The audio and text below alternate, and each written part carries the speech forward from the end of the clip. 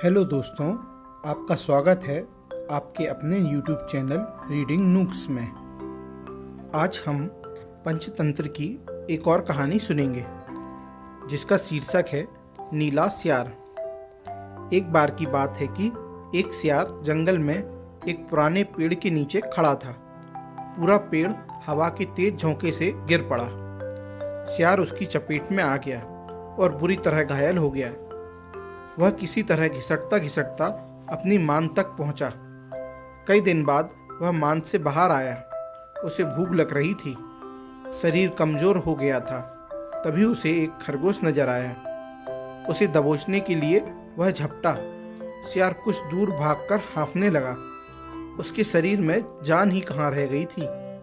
फिर उसने एक बटेर का पीछा करने की कोशिश की। यहाँ भी वह असफल रहा। हिरण का पीछा करने की तो उसकी हिम्मत भी ना हुई। वह वहां खड़ा खड़ा सोचने लगा कि शिकार तो वह कर नहीं पा रहा, भूखे मरने की नौबत आई ही समझो। अब क्या किया जाए। वह इधर उधर घूमने लगा, पर कहीं कोई मरा जानवर भी नहीं मिला। घूमता घूमता वह एक बस्ती में आ गया। उसने सोचा शायद कोई मुर्गी या उसका बच्चा हाथ लग जाए। सो वह इधर उधर गलियों में घूमने लगा। तभी कुत्ते भौं भौं करते उसके पीछे पड़ गए। सियार को जान बचाने के लिए भागना पड़ा। गलियों में घुसकर उनको छकाने की कोशिश करने लगा, पर कुत्ते तो कस्बे की गली गली से परिचित थे। सियार के पीछे पड़े कुत्तों की टोली बढ़ती जा रही थी और सियार के कमजोर शरीर का बल समाप्त होता जा रहा था। सियार भागता हुआ रंगरेजों की बस्ती में आ पहुंचा। वहां उसे एक घर के सामने एक बड़ा ड्रम नजर आया। वह जान बचाने के लिए उसी ड्रम में कूद पड़ा। ड्रम में रंगरेज ने कपड़े रंगने के लिए रंग घोल रखा था। कुत्तों का टोला भौंकता चला गया। सियार सांस रोककर रंग में डूबा रहा। वह केवल सांस लेने के लिए अपनी थूथनी बाहर निकालता। जब उसे पूरा यकीन हो गया कि अब कोई खतरा नहीं है, तो वह बाहर निकला। वह रंग में भीग चुका था। जंगल में पहुंचकर उसने देखा कि उसके शरीर का सारा रंग नीला हो गया है। उस ड्रम में रंगरेज ने नीला रंग घोल रखा था। उसके नीले रंग को जो भी जंगली जीव देखता वह भयभीत हो जाता। उनको खौफ से कांपते देखकर रंगे सियार के दुष्ट दिमाग में एक योजना आई। रंगे सियार ने डरकर भागते जीवों को आवाज दी, भाइयों भागो मत, मेरी बात सुनो। उसकी बात सुनकर सभी भागते जानवर ठिठके। उनके ठिठकने का रंगे सियार ने फायदा उठाया और बोला, देखो देखो मेरा रंग। ऐसा रंग किसी जानवर का धरती पर है नहीं ना।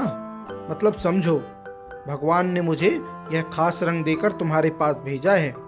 तुम सब जानवरों को बुला लाओ तो मैं भगवान का संदेश सुनाऊं। उसकी बातों का सब पर गहरा प्रभाव पड़ा। वे जाकर जंगल के दूसरे सभी जानवरों को बुलाकर लाए।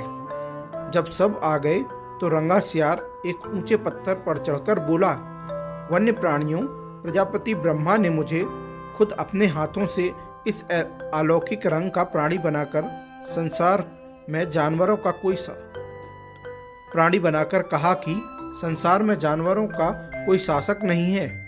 तुम्हें जाकर जानवरों का राजा बनकर उनका कल्याण करना है। तुम्हारा नाम सम्राट ककुदुम होगा। तीनों लोकों के वन्य जीव तुम्हारी प्रजा होंगे। अब तुम लोग अनाथ नहीं रहे। मेरी छत्र छाया में निर्भय होकर रहो। सभी जानवर वैसे ही सियार के अजीब रंग से चकराए हुए थे। उसकी बातों ने तो जादू का काम किया। शेर, बाघ व चीते की भी ऊपर की सांस ऊपर और नीचे की सांस नीचे रह गई। उसकी बात काटने की किसी में हिम्मत न हुई। देखते ही देखते सारे जानवर उसके चरणों में लौटने लगे और एक स्वर में बोले, हे ब्रह्मा के दूत, प्राणियों में श्रेष्ठ ककुदुम, हम आपको अपना सम्राट स्वीकार करते हैं। भगवान की इच्छा का पालन करके हमें बड़ी प्रसन्नता होगी। एक बूढ़े हाथी ने कहा, हे सम्राट, अब हमें बताइए कि हमारा क्या कर्तव्य है।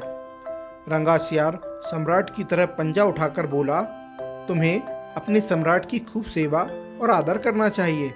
उसे कोई तकलीफ नहीं होनी चाहिए। हमारे खाने पीने का सही प्रबंध होना चाहिए। शेर ने सिर झुकाकर कहा, महाराज, ऐसा ही होगा। आपकी सेवा करके हमारा जीवन धन्य हो जाएगा। बस सम्राट कुकुदुम बने रंगे शियार के शाही ठाट हो गए। वह राजसी शान से रहने लगा। कई लोमड़ियां उसकी सेवा में लगी रहती। भालू पंखा झुलाता। शियार जिस जीव का मांस खाने की इच्छा जाहिर करता, उसकी बलि दी जाती। जब शियार घूमने निकलता तो हाथी आगे आगे सूंड उठाकर बिगुल की तरह चिंघाड़ता चलता। दो शेर उसके दोनों ओर कमांडो बॉडीगार्ड की तरह होते। रोज कुकुदुम का दरबार भी लगता। रंगे शियार ने एक चालाकी यह कर दी थी कि सम्राट बनते ही शियारों को शाही आदेश जारी कर उस जंगल से भगा दिया था। उसे अपनी जाति के जीवों द्वारा पहचान लिए जाने का खतरा था। एक दिन सम्राट कुकुदुम खूब खा पीकर अपने शाही मान में आराम कर रहा था कि बाहर उजाला देखकर उठा। बाहर आया तो चांदनी रात खिली थी। पास के जंगल में सियारों की टोलियां हूं हूं की बोली बोल रही थी। उस आवाज को सुनते ही कुकुदुम अपना आपा खो बैठा। उसके अंदर के जन्मजात स्वभाव ने जोर मारा और वह भी मुंह चांद की ओर उठाकर और सियारों के स्वर में स्वर मिलाकर हूं हूं करने लगा। शेर और बाघ ने उसे हूं हूं करते देख लिया। वे चौंके। बाघ बोला, अरे यह तो सियार है, हमें धोखा देकर सम्राट बना है, मारो नीच को। शेर और बाघ उसकी ओर लपके और देखते ही देखते उसका तिया पांचा कर डाला। दोस्तों, इससे हमें यह सीख मिलती है कि नकलीपन की पोल देर या सवेर खुलती जरूर है। दोस्तों, यह वीडियो आपको कैसी लगी प्लीज़ कमेंट सेक्शन में बताएं। अगर वीडियो पसंद आई हो तो इसे लाइक करें, अपने दोस्तों को शेयर करें और इस चैनल को सब्सक्राइब करें। और हाँ, नई वीडियोज़ का सबसे पहले नोटिफिकेशन पाने के लिए बेल आइकन को प्रेस करना ना भूलें। Thank you.